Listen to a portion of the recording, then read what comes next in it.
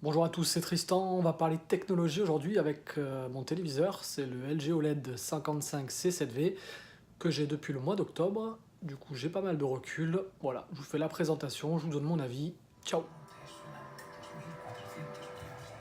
¿Qué vamos a robar? Así que si mejor devolví a los periódicos. Ok, voilà donc pour le téléviseur.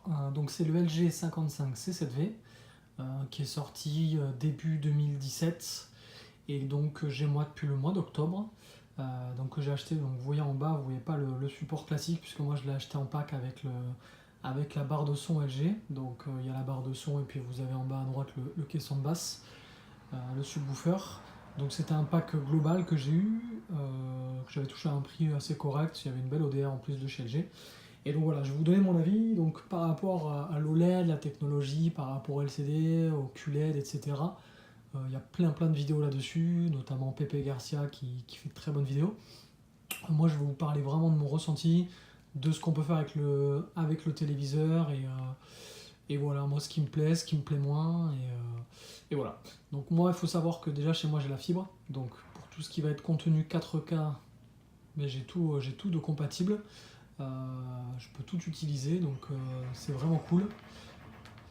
Ce que j'aime sur Netflix, c'est que vous allez voir ici, en fait, quand vous avez un contenu, il vous met la qualité.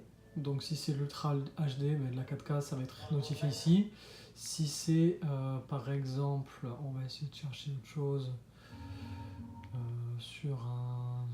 Bon, voilà, bon, là vous n'avez rien, c'est du Full HD. Et vous avez même certaines séries qui vont être affichées directement quand c'est du Dolby Vision. Par exemple, voilà, Dolby Vision, et comme la télé est compatible aussi Dolby Atmos, par exemple Marco Polo, Narcos, je viens d'en voir un. Voilà, Luke Cage, il est Dolby Vision, Dolby Atmos, donc vous avez les deux. Donc, si vous êtes équipé, vous vous régalez, c'est vraiment la folie. C'est vraiment la folie. Donc sur la télécommande qui est ici, vous avez plusieurs boutons. Le bouton Home, donc c'est du WebOS.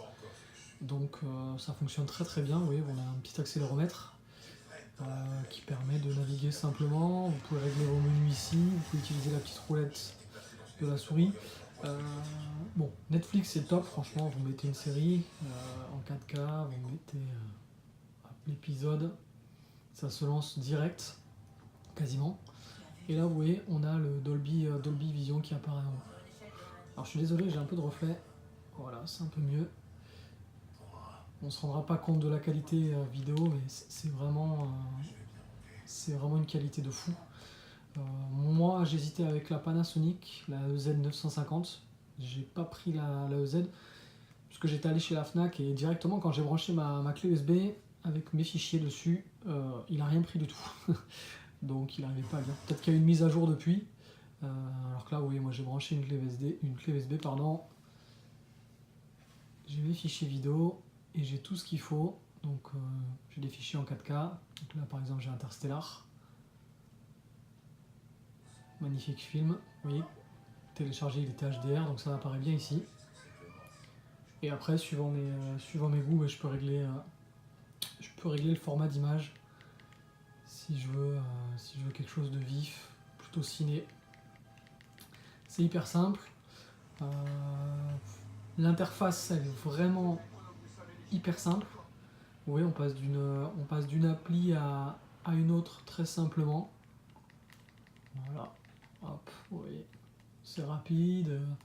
Pareil, hein, on vous met la qualité, hein, si c'est du Full HD, la 4K, ça c'est pratique. Et ça c'est voilà, c'est tout ce qui est déjà intégré à la télé, toutes ces applications. Donc il n'y a pas besoin d'avoir soit une box, une box opérateur forcément pour la fibre ou l'internet, mais pas besoin d'avoir de décodeur télé, vous pouvez tout avoir directement via la télé. Alors c'est un peu moins complexe que fait Samsung, ça c'est sûr et certain. Par exemple, je sais que les applis style RMC Sport vont pas fonctionner. Par contre, pour le reste, ça fonctionne vraiment très bien. Les applis sont pas forcément les plus belles, mais elles fonctionnent bien. Il y a la recherche, vous voyez, quand on veut faire une recherche, on peut avoir le petit clavier qui apparaît avec le petit curseur, c'est assez simple à faire. Bon, le curseur, moi, c'est un petit oiseau, vous pouvez le régler, hein, ça peut être un point. Vous pouvez choisir autre chose. Voilà, donc moi, ça fait presque un an que je l'ai. C'est vraiment un achat que je regrette pas du tout. Aujourd'hui, cette télé, vous pouvez la trouver pour 1500 € de mémoire. Et ça vaut vraiment la peine. Puisque honnêtement, enfin, ça fait un an que je l'ai, j'aurais dû m'habituer. Et à chaque fois que je regarde un film en 4K, ou même en Full HD, hein, parce que vous avez l'upscaling qui vient améliorer la qualité du Full HD, même quand je mets une vidéo en Full HD, vraiment, je vous prends une claque à chaque fois. C'est vraiment un truc de fou. Le son de la télé est pas mal aussi. On est sur je crois qu'il y a 40 watts. Alors, avec la barre de son, c'est largement mieux, mais le son de la télé, déjà, est vraiment pas mal. Hein. Je m'étonne, moi, j'allume rarement en fait la barre de son. Bon, parce que j'ai des voisins, mais parce que en plus, le son de la télé, je le trouve vraiment très bien. Très bien. Voilà, donc si vous avez des questions, bah, n'hésitez pas en commentaire. Je sais que c'est un peu la guerre, OLED, QLED, etc. Moi, j'ai un parti pris clair pour l'OLED. Hein. J'ai essayé les deux, ça n'a rien à voir. Vous êtes dans le noir, vous ne voyez pas les bords de l'écran, vous ne voyez pas l'écran. Tout ce qui est noir autour, ça disparaît. Enfin, c'est vraiment le top. Voilà. Bonne journée, au revoir.